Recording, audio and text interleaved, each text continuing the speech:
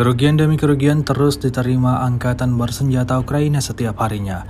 Terbukti dalam sebuah rekaman yang ramai beredar di media sosial Telegram pada Rabu 10 Juli 2024. Dalam rekaman tersebut memperlihatkan detik-detik terjadinya ledakan dahsyat di posisi Angkatan Bersenjata Ukraina di wilayah Kherson.